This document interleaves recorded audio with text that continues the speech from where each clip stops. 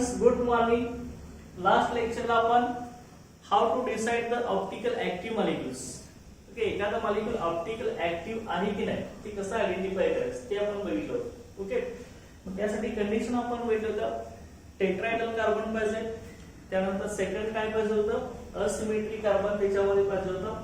आणि ज्या मॉलिक्यूल मध्ये असिमेट्री कार्बन आहे तो पेअर ऑफ आयसोमरच्या फॉर्म मध्ये असतो आणि तो non super impossible mirror image दाखवतो आणि ऑप्टिकल प्रोटेक्शन दाखवत असतो. ओके, आता मग ज्या मॉलिक्यूल मध्ये असिमेट्री कार्बन नाही तो ऑप्टिकल इनएक्टिव्ह असतो, हे लक्षात ठेवायचं.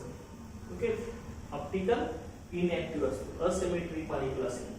आणि दुसरे एक लक्षात घ्या, जरी त्यांची मिरर इमेज, जरी बघा मी काय म्हणतो, जरी त्यांच्यामध्ये एखाद्या मॉलिक्यूल मध्ये असिमेट्री कार्बन एटम असेल परंतु त्यांच्या मिरर इमेज जर सुपर इम्पॉसिबल असतील, जी त्या दोन्ही एकमेकाला मॅच होणारे असतील, तर तो मॉलिक्यूल ऑप्टिकल इनएक्टिव्ह असणार. बघा मी काय म्हणलेलं आहे सेंटेन्स, एखाद्या मॉलिक्यूल मध्ये असिमेट्री कार्बन एटम असेल त्यामुळे तो ऑप्टिकल ऍक्टिव्हिटी दाखवतो. परंतु असिमेट्री कार्बन असून चालणार नाही, तर त्याला आणखी काय पाहिजे, non super impossible mirror image त्यांना दाखवले पाहिजे. मॉलिक्यूल असिमेट्री कार्बन एटम असून तो non super impossible mirror image दाखवत नसेल तर तो ऑप्टिकल इनएक्टिव्ह. सुपर इम्पॉसिबल असेल ऑप्टिकल इनएक्टिव्ह होणार. लक्षात आहे, म्हणजे लक्षात घ्या, मिररच्या तुम्ही कॅपिटल ए सिम्बॉल धरलं तर ते ऍरेडिस तुम्हाला दिसणार आहे. पी जर तुम्ही धरलं ए सारखा असेल तर ह्याला काय म्हणणार तुम्ही, ऑप्टिकल इनएक्टिव्ह म्हणणार. ही इमेज कसं आहे, super impossible. Okay, super impossible image आहे ना, दोन्ही एकमेकाला तंतोतंत जुळणार आहे. आणि मग इथं ही पी जर धरला तर ही तुम्हाला मिरर मध्ये कसं दिसणार, क्यू सारखं दिसणार. ही इमेज कसं आहे, non super impossible mirror image आहे, एकमेकाला तंतोतंत जुळत नाही, त्यामुळे मॉलिक्यूल ऑप्टिकल ऍक्टिव्ह असणार. ओके, ऑप्टिकल ऍक्टिव्ह असण्यासाठी non super impossible mirror image पाहिजे. ऑप्टिकल इनएक्टिव्ह असेल तर सुपर इम्पॉसिबल मिरर इमेज असते, एकमेकाला तंतोतंत जुळत असतात. हे लक्षात असतं. ओके, आता लक्षात घ्या, आपण पुढचा पॉइंट बघणार आहे. ऑप्टिकल ऍक्टिव्हिटी नंतर नेक्स्ट जो आहे तो आपला इनएन्शिओमर्स. Enantiomers, these are also called as enantiomers. Enantiomers or optical antipodes. These are also called as optical antipodes. Okay, enantiomers or optical antipodes. हा काय असतो लक्षात घ्या, हा सेम आपला ऑप्टिकल ऍक्टिव्हिटी ह्याच कन्सेप्ट वरती डिपेंडेंट. ओके, आता इनएन्शिओमर्स ऑफ इनएन्शिओमर्स याची डेफिनेशन काय असतं. इनएन्शिओमर्स of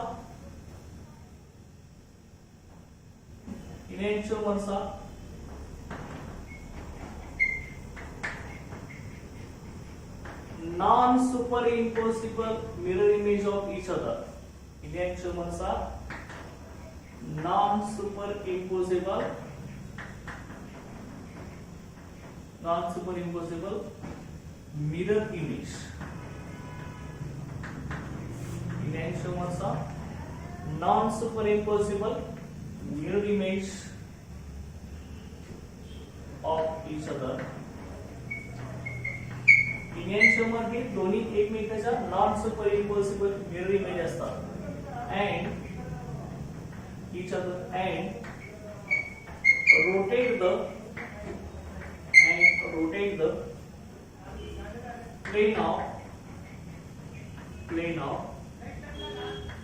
plane polarized light. Plane polarized light. Rotate the plane polarized light. Rotate the plane polarized light through the same angle, through the same angle, to the same angle, but in opposite direction, but in opposite direction.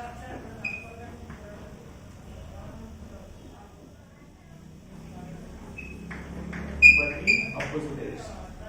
त्यालाच आपण काय म्हणत असतो, enantiomers of optical antipodes.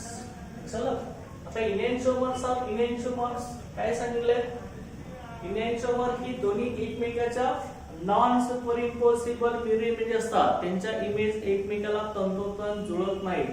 Okay, आणि ते काय करतात, plain of PTL चा प्लेन पोलराइज्ड लाईटचा प्लेन रोटेट करतात सेम अँगल वर, परंतु इन ऑपोजिट डायरेक्शन. ओके, म्हणजे लक्षात घ्या, एखादी इमेज 90 डिग्री मधून रोटेट झाली तर दुसरी आपली 90 मधूनच होणार, परंतु काय होणार आहे, अँगल ऑफ रोटेशन जरी सेम असलं परंतु डायरेक्शन ऑफ रोटेशन ही आपली डिपेंड असणार. ओके, डायरेक्शन डिपेंड असणार. त्यालाच आपण काय म्हणतो, enantiomers of enantiomers. ओके, आता एक सिंपल एक्झाम्पल घ्या, बघा कसं असेल. समजा इथं समजा एक कार्बन आहे असं कन्सिडर करा. कार्बनचं टेट्राहेड्रल स्ट्रक्चर पाहिजे. ओके, टेट्राहेड्रल 3 डायमेन्शनल स्ट्रक्चर कसं आहे ना तुला. कार्बनला enantiomers दाखवण्यासाठी, नॉन सुपरइम्पोसिबल मिरर इमेज दाखवण्यासाठी कंडिशन काय, असिमेट्री कार्बन पाहिजे. लक्षात ठेवायचं आहे, असिमेट्री कार्बन किंवा कायरल कार्बन पाहिजे. ओके, तो कसा आहे ना, बघा समजा मी इथे जनरल केलं, समजा कार्बनला W हा एक ऍटम आहे असेल, दुसरा बघा इथं X असेल. ओके, त्यानंतर समजा इथं Y असेल. ओके, इथं Y असेल आपला WX Y, आणि इथं आपला असा Z असेल.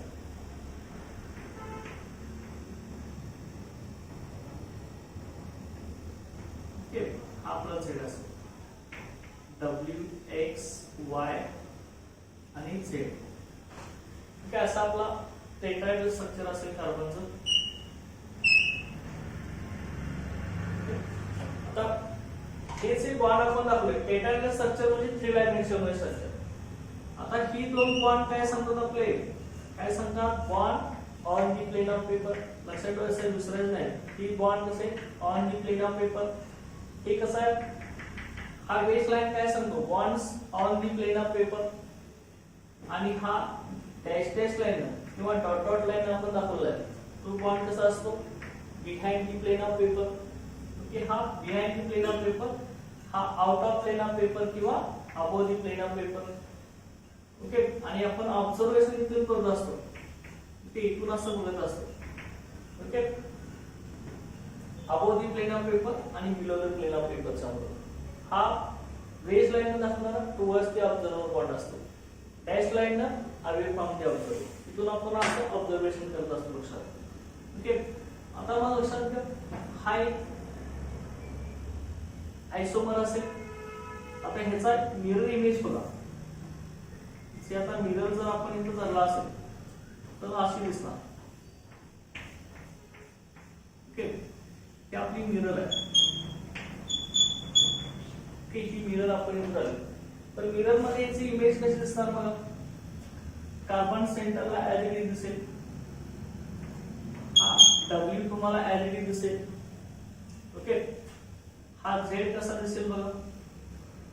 ओके, हा डॅश लाईन दाखवला. हा X आपला कुठल्या साइडला आहे, X आपला ओके राइट हँड साइडला, तो कसा दिसेल, तो इकडे दिसेल आपला X. त्यानंतर हा असा दिसेल बेस लाईन, आणि ती डॅश लाईनचा इथे दिसेल हा Y, आणि इथं हा Z असेल. ओके, की अशा पद्धतीने आपल्याला इमेज दिसेल. लक्षात ठेवा. तर इथं बघा हे दोन्ही एकमेकांचे पेअर ऑफ आयसोमर्स आहेत. त्या दोघांचे इमेज कसे आहेत? नॉन सुपरइम्पोसिबल इमेजेस, एकमेकावर तंतोतंत जुळत नाही. बघा हा याच्यावरती उचलून ठेवा तुम्ही, कार्बन कार्बन मध्ये डब्ल्यू आहे, हा झेड बघा हा उचलून ठेवलाय याच्यावरती, एक्स हा झेड वरती जाईल, हा वाय पण वाय वरती बसणार नाही, आणि ह्या झेड आहे तो ह्या एक्स वरती जाईल. जे मिरर आपली इथं तंतोतंत जुळणार नाही. तर का म्हणजे ह्या दोन्ही कसे आहेत आपल्या नॉन सुपरइम्पोसिबल मिरर इमेज. ओके, दोन्ही एकमेकांच्या नॉन सुपरइम्पोसिबल मिरर इमेज आहे. लक्षात आहे. आता मग परत त्यांनी काय सांगितलंय? Rotate the plane of plane polarized light through the same angle. म्हणजे ह्यांचा जो प्लेन आहे, प्लेन पोलराइज्ड लाइटचा जो प्लेन आहे पीपीएल चा, तो सेम अँगल मधून रोटेट होणार असं म्हटलेलं आहे.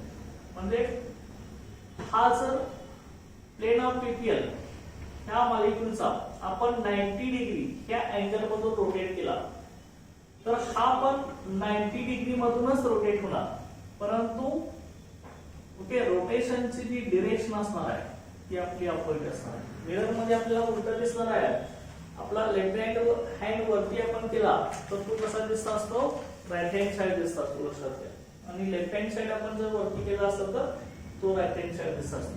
म्हणजे angle of rotation, plane of पीपीएलचं अँगल ऑफ रोटेशन सेम असेल, परंतु त्यांची ओके रोटेशनची जी डिरेक्शन असणार आहे ती आपली डिपेंड असणार आहे. मग त्यालाच आपण काय म्हणत असतो?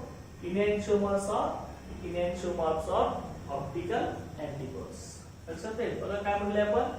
इनॅन्शिओमरचा मिरर इमेज नॉन सुपरइम्पोजिबल. दुसरं काय? प्लेन ऑफ पीपीएलचं रोटेशन सेम अँगल मध्ये होणार, परंतु अँगल ऑफ रोटेशनची डिरेक्शन असणार आहे ती आपली डिफरंट असणार, अपोजिट असणार. ओके, हे लक्षात ठेवायचं. आता मग समजा तुम्ही आता ह्या ठिकाणी दुसरा एखादा मॉलिक्यूल जर घेतला असेल, ओके, समजा आपण आता इथं लॅक्टिक ऍसिडचा जर मॉलिक्यूल घेतला असेल तर आता मी कसं करणार बघा. तर लॅक्टिक ऍसिड आपण दाखवले 13 आयसोमर्स. ओके, तर बघा हा इनॅन्शिओमर्स, ओके, हा राईट हँड साइडला रोटेट झाला असा 90 डिग्री मधून, राइट साइडला पीपीएल रोटेट करणार, त्याला आपण काय म्हणणार? डेक्स्ट्रो और प्लस. हा लेफ्ट हँड साइडला रोटेट झाला 90 डिग्री मधूनच, लेफ्ट हँड साइडला पीपीएल रोटेट होत असेल तर लिहो एल और मायनस असं आपण म्हणणार. ठीक आहे, बरोबर. आता मग समजा तुम्ही त्याच ठिकाणी जर लॅक्टिक ऍसिड जर घेतला असेल, लॅक्टिक ऍसिड तो कसा दिसेल बघा. समजा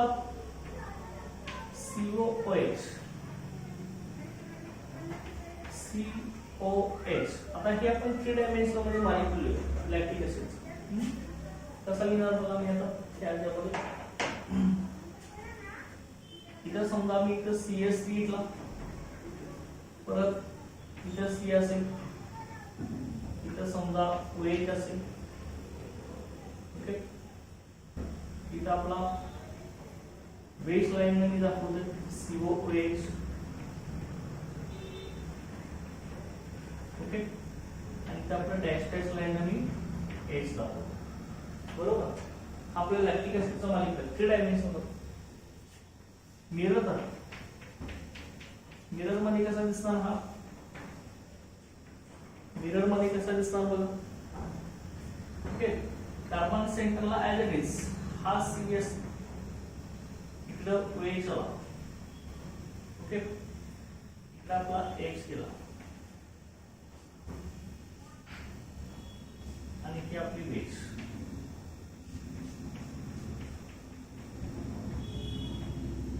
एक असेल COOH. ओके, लक्षात ठेवा. दोन्ही इमेज सेम आहेत का बघा? दोन्ही इमेज सेम नाही, नॉन सुपरइम्पोजिबल. उचलून याच्यावर किंवा OH H वरती जाईल, COH वर बसणार नाही, त्या OH वरती हा H बसेल. ओके, जे नॉन सुपरइम्पोजिबल इमेज झाला. समजा हा 60 डिग्री अँगल मधून तुम्ही राईट हँड साइडला रोटेट केला तर हा पण 60 डिग्री मधूनच रोटेट होईल. परंतु अँगल ऑफ रोटेशनची डिरेक्शन तुमची डिफरंट असेल, बरोबर आहे. त्यामुळं हा राईट साइडला रोटेट होतोय, त्यामुळं हा कुठलं रोटेशन दाखवणार, एक्स टू रोटेशन, प्लस बी और तुम्ही काय म्हणताय प्लस. आणि हा कसा होता इमेज मध्ये, हा राईटने फिरला तर हा लेफ्ट साइडने फिरेल. ओके, त्यालाच तुम्ही काय म्हणताय लिबो, small L or minus. Okay, example कोणाचं लॅक्टिक ऍसिड, त्यामुळे मी काय करणार तुम्ही lactic acid, D lactic acid, L lactic acid. Okay, लक्षात. आता बघा हा जो लॅक्टिक ऍसिड आहे त्याचे ते पेअर ऑफ आयसोमर्स आहेत, त्या पेअर ऑफ आयसोमर्सना आपण काय म्हणतो इनॅन्शिओमर्स. ओके, ही काय असणार आपले इनॅन्शिओमर्स. Okay, this R इनॅन्शिओमर्स.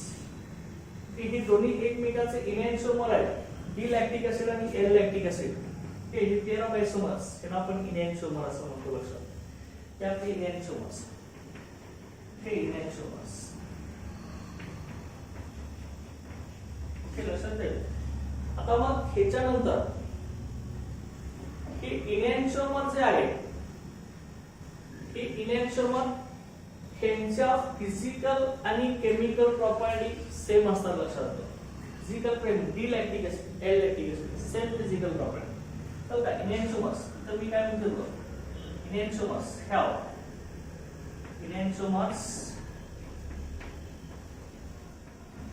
have same physical property. यांच्या फिजिकल प्रॉपर्टी सेम असतात. have same physical property but same physical property कुठल्या असतात, लाईक मेल्टिंग पॉइंट, त्यानंतर बॉइलिंग पॉइंट, त्यानंतर समजा डेन्सिटी असेल. ओके, त्यानंतर refractive index. Okay, refractive index हे सेम असेल, एक्सेप्ट एक्सप्रेशन काय असेल सांगा, एक्सेप्ट डायरेक्शन ऑफ और direction of optical rotation. Okay, optical रोटेशनची यांची डिरेक्शन डिफरंट असणार. लक्षात घ्या, सगळं सेम असेल. ओके, त्यांचा प्लेन ऑफ पीपीएल रोटेट होण्याची डिरेक्शन डिफरंट असेल. हा 13 ने रोटेट झाला तर हा पण 13च होतो, परंतु डिरेक्शन डिफरंट. ही क्लॉकवाईज असेल तर अँटी क्लॉकवाईज, ही राईट असेल तर ही लेफ्ट. ओके, फक्त direction of optical rotation different असेल. मॅग्निट्यूड सेम असेल परंतु direction of optical rotation same असेल, डिफरंट असेल. Okay, except direction of optical rotation. ही इनॅन्शिओमरची फिजिकल प्रॉपर्टी आणि केमिकल प्रॉपर्टी सर तुम्ही बघितली इनॅन्शिओमर मध्ये. Chemical property of enantiomers is also same,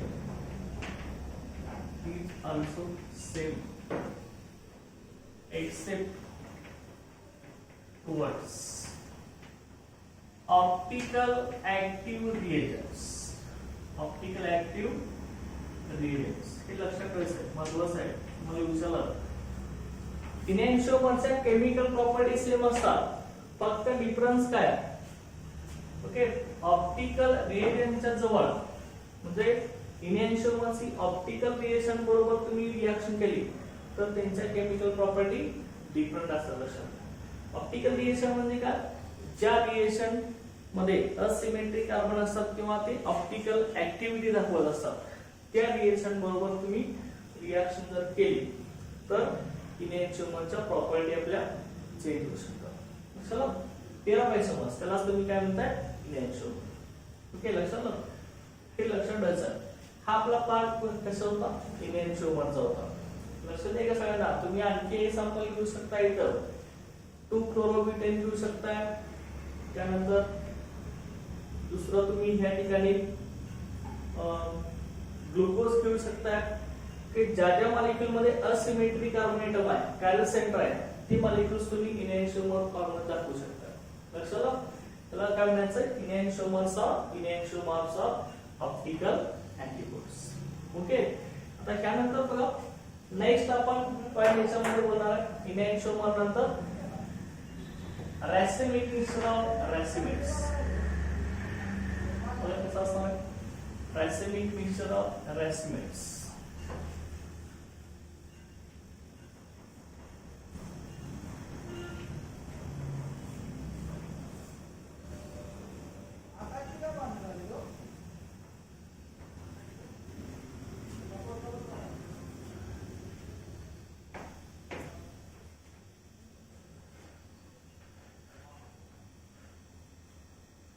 बोला नेक्स्ट पॉइंट इज समजला रॅसिमिक मिक्सचर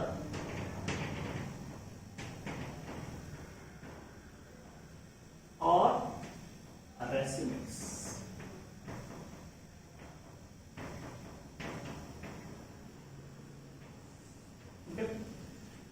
रॅसिमिक मिक्सचर ऑफ रॅसिमेट्स हा कसा असणार आहे? रॅसिमिक मिक्सचर ऑफ रॅसिमेट्स. आता हा जो रॅसिमिक मिक्सचर ऑफ रॅसिमेट्स त्याच्यामध्ये डेक्स्ट्रो आणि लिव्हायसोमर्स हे इक्वल प्रोपोर्शन मध्ये असतात. ओके. म्हणजे ह्यांचे मोल्स असतात ते इक्वल असतात. बघा मग डेफिनेशन सुरुवातीला घेऊ आपण. पेन equimolar quantities of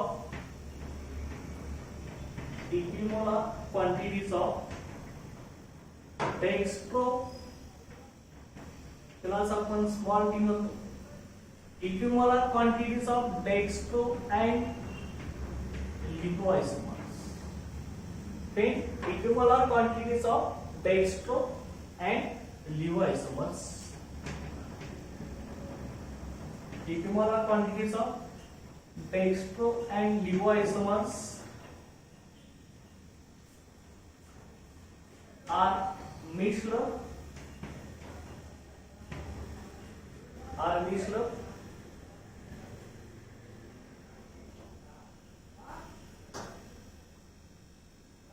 equimolar quantities of dextro and lipoisomers are mixed in equal proportion.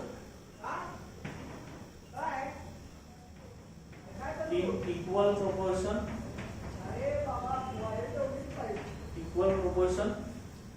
the resulting mixture is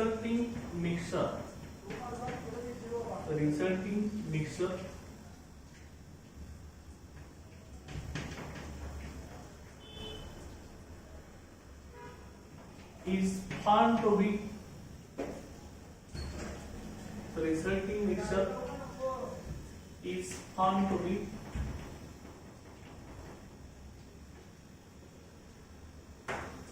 optical inactive.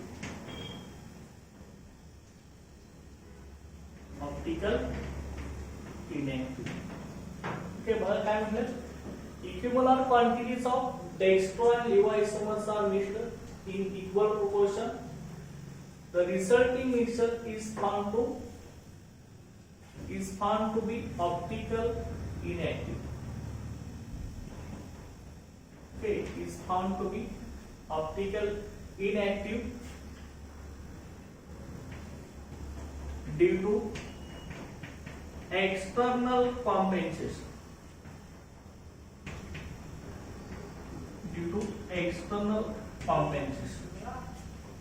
Is known as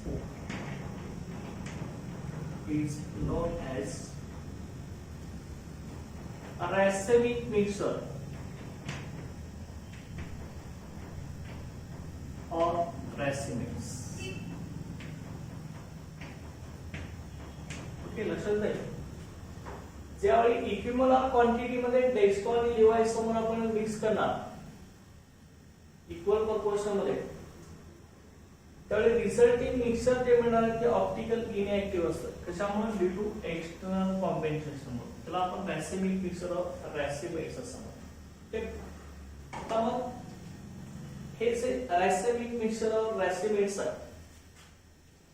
लक्षात घ्या हे आपलं रॅसेमिक मिक्सचर और रॅसिमेट्स जे आहे हे रिप्रेझेंट कसं केलं जातं बघा.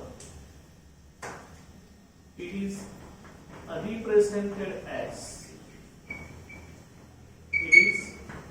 represented as DL, okay, dextrolivo DL or plus minus.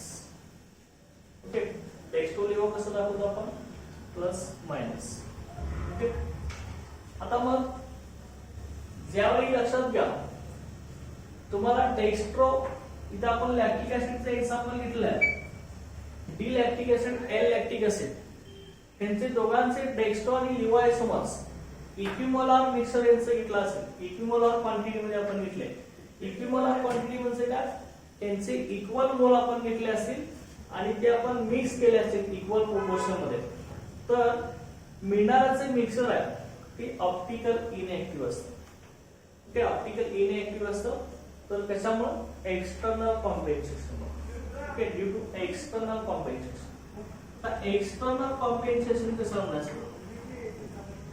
External compensation. External compensation म्हणजे काय, ओके काय असणार आहे, द डेक्स्ट्रो आयसोमर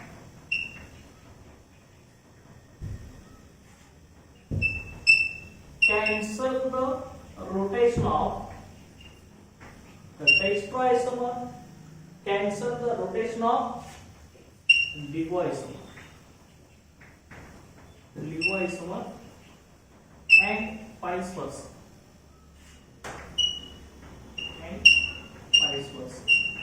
okay. आता लक्षात घ्या vice versa याचा अर्थ काय होता, dextroisomer जे रोटेशन आहे, डेक्स्ट्रोआयसोमर कॅन्सल द रोटेशन ऑफ लिव्हो आयसोमर, म्हणजे लिव्हो आयसोमरचं रोटेशन डेक्स्ट्रोआयसोमर कडून कॅन्सल केलं जातं आणि लिव्हो आयसोमरचं रोटेशन डेक्स्ट्रोआयसोमर कडून कॅन्सल केलं जातं. पण आता परत रिपीट न करता आपण वाइस वर्सा असं म्हणलं, हे परत उलट होईल. डेक्स्ट्रोआयसोमर लिव्होचं रोटेशन कॅन्सल करत असतो आणि मग लिव्हो आयसोमर काय केलं, डेक्स्ट्रोचं रोटेशन कॅन्सल केलं, त्यामुळे वाइस वर्सा म्हणतात. हे आपण असं डेक्स्ट्रो लिव्होचं रोटेशन कॅन्सल करेल आणि लिव्हो डेक्स्ट्रोचं रोटेशन कॅन्सल. ओके, त्याला एक्सटर्नल कॉम्पेन्सेशन म्हणतात. आता लक्षात घ्या इथं डी आणि एल लॅक्टिक ऍसिड आपण घेतलं, एक्झाम्पल आपण इथे घेतलेलं आहे बघा. इथं हा डी लॅक्टिक ऍसिड ह्याचे आपण 50 मोल घेतले, ह्याचे पण आपण 50 मोल घेतले एल लॅक्टिक ऍसिड. ओके, आता ही दोन्ही एकमेकांमध्ये मिक्स केले तर मिळणारं जे मिक्सर आहे ते ऑप्टिकल इनएक्टिव्ह होतं. का ऑप्टिकल इनएक्टिव्ह होतं, एक्सटर्नल कॉम्पेन्सेशन होतं. पण एक्सटर्नल कॉम्पेन्सेशन काय सांगतोय, डेक्स्ट्रोआयसोमर हा लिव्हो आयसोमरचं रोटेशन कॅन्सल करतोय आणि लिव्हो आयसोमर हा डेक्स्ट्रोआयसोमरचं रोटेशन कॅन्सल करतोय. म्हणजे कसं होतं लक्षात घ्या, त्यामध्ये समजा इथं डी लॅक्टिक ऍसिड आहे, हा आपला 90 डिग्री अँगल मधून हा रोटेट केलेला आहे. डेक्स्ट्रोआयसोमर हा 90 डिग्री अँगल मधून रोटेट होतोय. त्याच वेळी हा लिव्हो आयसोमर हा 90 डिग्री अँगल मधून रोटेट केलेला आहे, लक्षात घ्या. ओके, मग ह्याचे पण आपण किती मोल घेतले, 50 मोलच घेतले. ह्याचे पण 50 मोलच घेतले. मग ह्याचे 50 मोल 90 मधून रोटेट व्हायला लागले तर त्यावेळी लिव्होचे पण 50 मोल्स 90 डिग्री अँगल मधून रोटेट होते. परंतु रोटेशनची जी डिरेक्शन आहे, त्यांची डायरेक्शन जी आहे, जी साइड आहे, समजा ही क्लॉकवाइज डिरेक्शनला रोटेट झाला तर हा अँटी क्लॉकवाइज डिरेक्शनला रोटेट होतो. म्हणजे क्लॉकवाइज डिरेक्शनला रोटेट होऊन त्याला आपण प्लस 90 डिग्री रोटेशन म्हणूया, तर हा अँटी क्लॉकवाइज डिरेक्शनला रोटेट होणार, त्यावेळी त्याला मायनस डिग्री असं म्हणूया.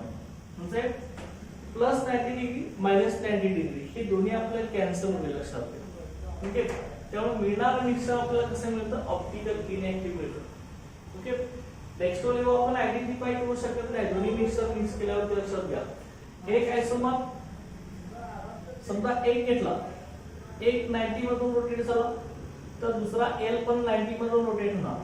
हा क्लॉकवाईज रोटेट झाला की हा अँटी क्लॉकवाईज रोटेट होणार. त्यामुळं डेक्स्ट्रो आयसोमर हा लिव्हो आयसोमरचं रोटेशन कॅन्सल करत असतो आणि मग त्याच वेळी लिव्हो आयसोमर हा डेक्स्ट्रो रोटेशनचं रोटेशन कॅन्सल करत असतो. ओके, लक्षात घ्या. त्यामुळं ज्यावेळी जे मिक्सचर तयार होतं त्याला आपण काय म्हणतो, रॅसेमिक मिक्सचर ऑफ रॅसेमिक्स. ओके, लक्षात, रॅसेमिक मिक्सचर ऑफ रॅसेमिक. त्याच्यामध्ये डेक्स्ट्रो आणि लिव्हो आयसोमर एकमेकांमध्ये मिक्स केल्यानंतर जे रिझल्टिंग मिक्सचर मिळणार आहे ते ऑप्टिकल इनएक्टिव्ह असतं due to external compensation. External compensation म्हणजे काय, डेक्स्ट्रो आयसोमर्स हा लिव्हो आयसोमरचं रोटेशन कॅन्सल करतो आणि लिव्हो आयसोमर हा डेक्स्ट्रो आयसोमरचं रोटेशन कॅन्सल करतो. ओके, लक्षात येईल का. ओके, हा 60 डिग्री अँगल मधून रोटेट झाला तर हा सुद्धा 60 होणार. हा क्लॉकवाईज रोटेट झाला, अँटी क्लॉकवाईज होणार. हा राईट साइडला रोटेट झाला, हा लेफ्ट साइडला होणार. जे दोघांचं रोटेशन एकमेकाला कॅन्सल होऊन जाईल लक्षात घ्या. त्यामुळे मिळणारं मिक्सर आपल्याला कसे मिळेल, ओके, ऑप्टिकल इनएक्टिव्ह मिळेल लक्षात घ्या. ओके, त्यामुळे ह्याला काय म्हणायचं, रॅसिमेट्स ऑफ रॅसेमिक मिक्सर. आणि मग हेच रॅसिमेट्स किंवा रॅसेमिक मिक्सर आपण कसं दाखवतो, DL of plus minus. Example याचं मग कसं येणार, त्याच्यामध्ये कसं येणार लक्षात घ्या. हे कसं कसं आपल्याला DL लॅक्टिक ऍसिड असं पण येणार. Okay, DL lactic acid. Okay, किंवा आपण काय म्हणणार आहे, plus minus lactic acid. DL lactic acid plus minus lactic acid, बरोबर आहे. ओके, किंवा तुम्ही दुसरा तुम्ही इथं 2-chlorobutyl लिहिला असेल, DL 2-chlorobutyl म्हणा किंवा प्लस मायनस 2-chlorobutyl. ओके, अशा पद्धतीने रॅसेमिक मिक्सरचं रिप्रेझेंटेशन केलं जातं. ओके, आता मग त्यानंतर आपल्याला पुढे याच्यामध्ये आता स्टडी करायचं रॅसेमिक मिक्सर किंवा रॅसिमेटच्या नंतर ते आहे आपलं कॅरिलेट.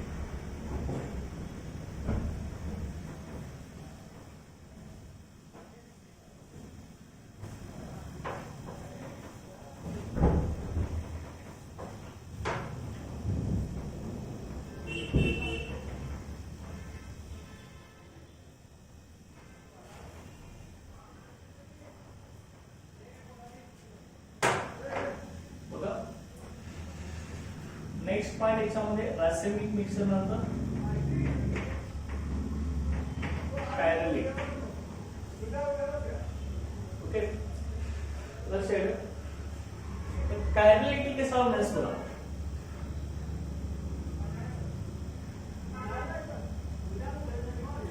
the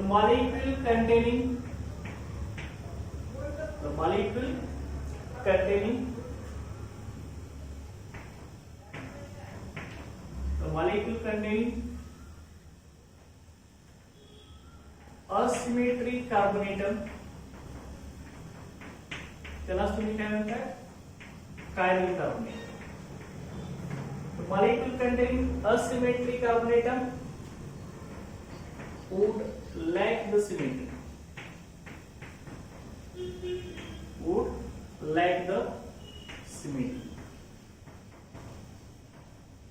Okay. The molecule containing asymmetric carbonatum would lack the symmetry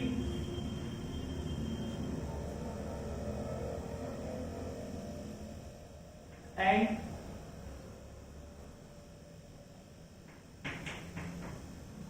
it shows the molecule containing asymmetric carbonatum would lack the symmetry. Such asymmetric molecule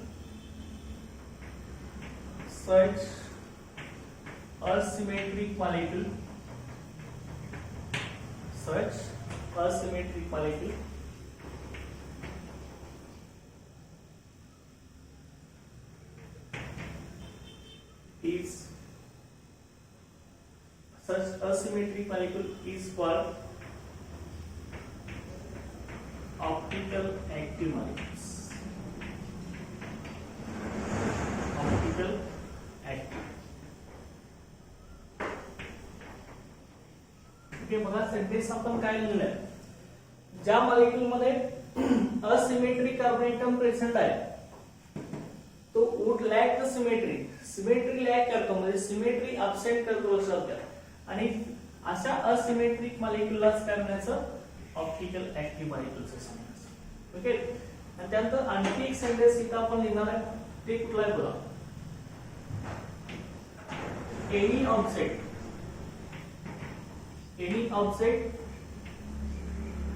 which shows non-superimposable mirror image, which shows non-superimposable mirror image, non-superimposable mirror image of each other,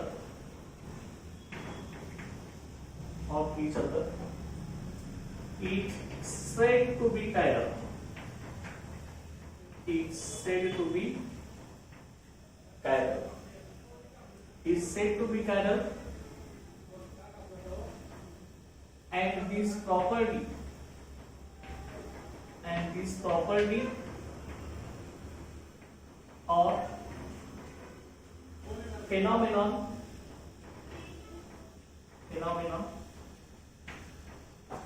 is called chirality. Is called chirality. Such chiral molecules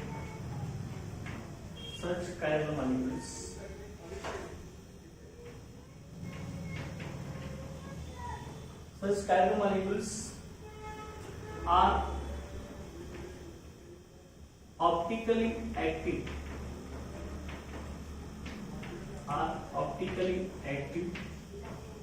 and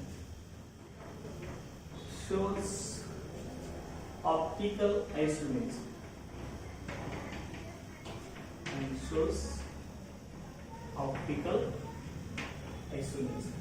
लक्षात आहे बरं काय म्हणलं, हे सगळे sentence important लक्षात घ्या quality मध्ये. The molecule containing asymmetric carbonatum would lack the symmetry. Such asymmetric molecule is called optical active molecules. Okay. ज्या मॉलिक्यूल मध्ये असिमेट्रिक कार्बोनेटम आहे तो सिमेट्री लॅक करतो लक्षात घ्या, म्हणजे सिमेट्री ठेवत नाही. सिमेट्री म्हणजे काय, equal distribution, equality in the molecule. Okay, म्हणजे सिमेट्री लॅक होते म्हणजे सिमेट्री अब्सेंट असते. ज्या मॉलिक्यूल मध्ये असिमेट्रिक कार्बन आहे त्याच्यामध्ये कुठलीही सिमेट्री नसते. सिमेट्री म्हणजेच काय, तो आपण कट केला की त्याचे दोन इक्वल पार्ट तयार होत नाहीत, त्याला सिमेट्री असं. सिमेट्री कधी म्हणायचं, कट केल्यावरती दोन इक्वल पार्ट तयार होत असतील तर त्याला सिमेट्री म्हणायचं. मग सिमेट्री दाखवत नसेल तर काय म्हणणार, कटिंग केल्यावरती त्याचे दोन इक्वल पार्ट तयार होणार नाही. ओके, त्याला असिमेट्रिक मॉलिक्यूल असं म्हणतो असतो. ओके, ज्या मॉलिक्यूल मध्ये असिमेट्रिक कार्बन असतो त्याच्यामध्ये कुठलीही सिमेट्री नसते, म्हणजे त्या मॉलिक्यूलचे जर तुम्ही इक्वल पार्ट केले तर ते ओके एकमेकाला तंतोतंत जुळणार नाही, त्याला असिमेट्रिक मॉलिक्यूल असं म्हणणार आहोत. आणि ते असिमेट्रिक मॉलिक्यूल कसे असतात, ऑप्टिकल ऍक्टिव्ह असतात. आता इथे लक्षात घ्या, तुम्ही इथे घेतलाय लॅक्टिक ऍसिडचा एक्झाम्पल आपल्या समोरच आहे. ओके, लॅक्टिक ऍसिड आहे. ओके, तुम्ही आता हा मॉलिक्यूल कट करा. समजा हा मॉलिक्यूल तुम्ही इथून असा कट केला असेल. ओके, त्याच्यात कुठली सिमेट्री दिसते का तुम्हाला? सिमेट्री म्हणजे काय, दोन इक्वल पार्ट तयार झाले पाहिजे. दिसत का, कट केला इथून तर एका CH3 आणि OH एका साइडला गेले आणि एका साइडला कोणाला COH आणि H आला, म्हणजे ह्याच्यात सिमेट्री आहे का, सिमेट्री अब्सेंट आहे. वुड लॅक द सिमेट्री म्हणजे सिमेट्री अब्सेंट पाहिजे लक्षात घ्या. ओके, मॉलिक्यूल मध्ये असिमेट्रिक कार्बन आयटम आहे, हा आपला असिमेट्रिक कार्बन लक्षात घ्या. असिमेट्री कार्बन असेल तर त्याच्यामध्ये कुठलीही सिमेट्री प्रेझेंट नसते, म्हणजे तो मॉलिक्यूल जरी कट केला तरी त्याचे इक्वल पार्ट तयार होत नाही, म्हणजे सिमेट्री अब्सेंट असते. सिमेट्री जर अब्सेंट असेल तर तो मॉलिक्यूल कसा असतो आपला ऑप्टिकली ऍक्टिव्ह असतो. लक्षात आहे. ओके बघा कुठलीही सिमेट्री नाही, कट केला दोन इक्वल पार्ट तयार होत नाही, त्यामुळे सिमेट्री नाही लक्षात घ्यायचं. ओके आता मग परत काय सेंटेन्स म्हणले बघा आपण, any object which shows non superimposable mirror image. कुठलाही ऑब्जेक्ट तुम्ही घेतला असेल तो नॉन सुपरइम्पॉसिबल मिरर इमेज दाखवत असेल तर त्याला काय म्हणायचं, कायरल म्हणायचं. ओके म्हणजे त्यांच्या मिरर इमेज एकमेकाला तंतोतंत जुळायला पाहिजे. त्या ऑब्जेक्ट आपण आरशाच्या समोर धरला असेल त्याच्या मिरर इमेज एकमेकाला तंतोतंत जुळत नसतील तर त्याला काय म्हणायचं, कायरल असं म्हणायचं. आणि जो ऑब्जेक्ट किंवा जो मॉलिक्यूल ही प्रॉपर्टी दाखवतो किंवा ही प्रॉपर्टी दाखवण्याची ती कंडिशन आहे त्यालाच आपण कायरलिटी असं म्हणतो. ओके जो object non superimposable mirror image दाखवतो त्याला आपण कायरल असं म्हणत असतो, आणि ह्या प्रॉपर्टीलाच काय म्हणतो आपण, कायरलिटी म्हणतो. आणि सच कायरल मॉलिक्युल्स, आणि असे कायरल मॉलिक्युल कसे असतात, ऑप्टिकल ऍक्टिव्ह असतात. ओके सचे कायरल मॉलिक्युल्स ऑप्टिकल ऍक्टिव्ह असतात and shows optical isomerism. Sir काय म्हणले बघा, कुठल्याही ऑब्जेक्टची मिरर इमेज नॉन सुपरइम्पोजिबल असेल तर तो कायरल असतो, आणि त्या प्रॉपर्टीला आपण कायरलिटी असं म्हणत असतो. आणि कायरल मॉलिक्यूल हे काय असतात, ऑप्टिकल ऍक्टिव्ह असतात, आणि ते ऑप्टिकल आयसोमेरिझम दाखवतात. लक्षात आहे. आता लक्षात घ्या, तुम्ही जर हा चॉक धरला असेल मिररच्या समोर तो ऍज इट इज असणार, हा कसे असणार image, super impossible mirror image असणार. हा जर डस्टर जर तुम्ही मिरर समोर धरला तो ऍज इट इज दिसणार, हा सुपर इम्पॉसिबल मिरर इमेज आहे. म्हणजे आपला मॉलिक्यूल कायरल आहे, कायरलिटी दाखवण्यासाठी, तो ऑप्टिकल ऍक्टिव्हिटी दाखवण्यासाठी आणि ऑप्टिकल आयसोमेरिझम दाखवण्यासाठी त्याचे mirror image non super impossible पाहिजे तरच तो कायरल होणार. आणि जो मॉलिक्यूल कायरल आहे तो ऑप्टिकल ऍक्टिव्ह असतो. ओके ऑप्टिकल ऍक्टिव्ह म्हणजे काय असणार आहे, तो प्लेन ऑफ पीपीएल रोटेट करत असतो, आणि तो ऑप्टिकल आयसोमेरिझम दाखवतो. ऑप्टिकल आयसोमेरिझम म्हणजे कुठला आयसोमेरिझम, डेक्स्ट्रो अँड लिव्हो आयसोमेरिझम दाखवतो. लक्षात आहे की ह्याला कायरलिटी असं म्हणणार आहे. पुढे का ओके काय सांगितले, कायरलिटी मध्ये molecule containing asymmetric carbon atom. ज्या मॉलिक्यूल मध्ये असिमेट्रिक कार्बन आहे त्याच्यामध्ये कुठलीही सिमेट्री नसते, कुठल्या एक सिमेट्री, आणि ह्या असिमेट्रिक मॉलिक्यूलला ऑप्टिकल ऍक्टिव्ह मॉलिक्यूल म्हणतात. आणि जे object non super impossible mirror image दाखवला ते कायरल असतात, आणि ह्या प्रॉपर्टीला कायरलिटी असं म्हणायचं. जे कायरल मॉलिक्यूल असतात ते ऑप्टिकल ऍक्टिव्ह असतात, आणि ऑप्टिकल ऍक्टिव्ह असल्यामुळे ते ऑप्टिकल आयसोमेरिझम दाखवतात, म्हणजे डेक्स्ट्रो लिव्हो आयसोमेरिझम दाखवतात. Okay understand. ओके इथं आपला कायरलिटीचा कन्सेप्ट आपला इथं कंप्लीट झालाय. नेक्स्ट लेक्चरला आपण ह्याच्यानंतर आता ह्याच कन्सेप्ट वरती dependent okay optical active nature वरती डिपेंडंट आपण आरएस कॉन्फिगरेशनचा स्टडी करणार आहे. Okay thank you.